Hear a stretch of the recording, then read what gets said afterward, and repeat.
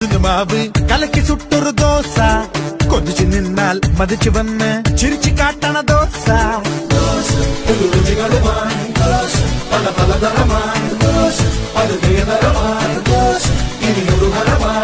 ചെങ്കോട്ടക്കല്ലിലിട്ട് വെങ്കായം മീനകിട്ട് ചെറുമുല്ലപ്പായ പോലെ ഒണിയൻ ദോശ